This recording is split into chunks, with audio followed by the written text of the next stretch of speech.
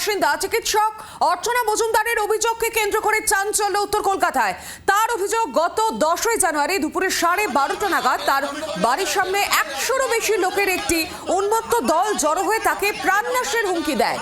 বাড়িতে ঢোকার চেষ্টা করে, তার গেট ভাঙচুর করা হয়। আরও অভিযোগ, অভিযুক্তরা সকলেই শাসক দল তৃণমূলের সঙ্গে যুক্ত, এমনই অভিযোগ তুলেছেন এই চিকিৎসক। আরো বিস্তারিত জানাবেন, টেলিফোন লাইনে রয়েছেন প্রতিনিধি অয়ন শর্মা। অয়ন, এই যে চিকিৎসক, তিনি যে বিস্ফোরক অভিযোগ তুলছেন যে তার বাড়ি ভাঙচুর করা হয়েছে, তার বাড়িতে ঢোকার চেষ্টা করা হয়েছে, তৃণমূলের বিরুদ্ধে অভিযোগ তোলা হচ্ছে।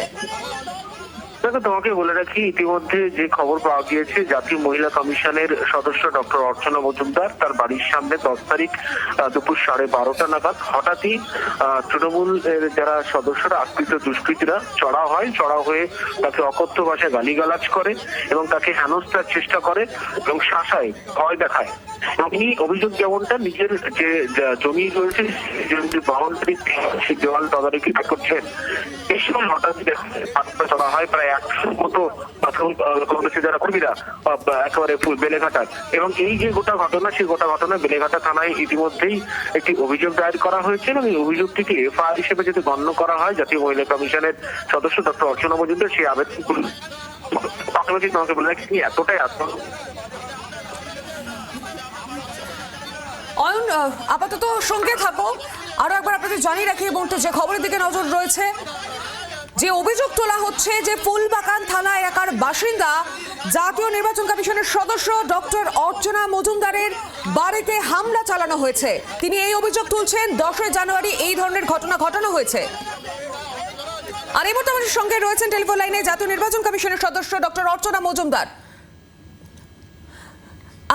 আপনার কাছে যে বিষয়টি জানতে চাইবো, আপনি যে অভিযোগ তুলছেন, গত 10ই জানুয়ারি এই ধরনের ঘটনা ঘটানো হয়েছে, আপনার বাড়িতে ভাঙচুর করার চেষ্টা চালানো হয়েছে এবং আপনি সরাসরি তৃণমূলের বিরুদ্ধে অভিযোগ তুলছেন। হ্যাঁ, ব্যাপারটা হচ্ছে যে আমার বাড়ির ভেতরে আমার কিছু গেটের কাজ চলছিল।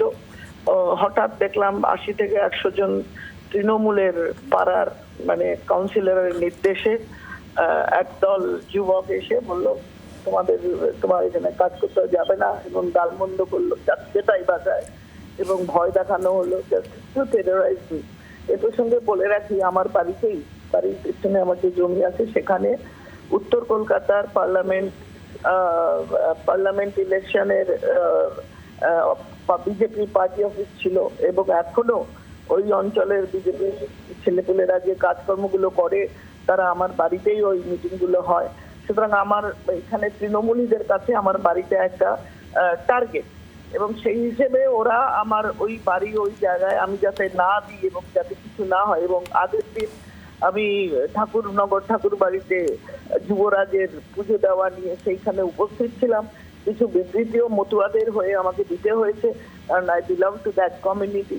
সেখানে তার পরবর্তীকালেই কাউন্সিলরের নির্দেশে যেরকম তৃণমূলের স্টাইল, সেই স্টাইলে তারা শতাধিক ছেলে পুলে পাঠিয়ে থ্রেট করা, ভয় দেখানো, নানান ভাবে যাচ্ছে তাই ভাবে। এবং ওটা আমার সিসিটিভি ক্যামেরার ফুটেজ রাস্তার। আর সবচেয়ে বড় কথা, আমি সিআইএসএফ প্রোটেক্টিভ বলে তারা প্রচুর ফোর্স এনে আমাকে ওই মারধর ভাঙার থেকে উদ্ধার করেছে।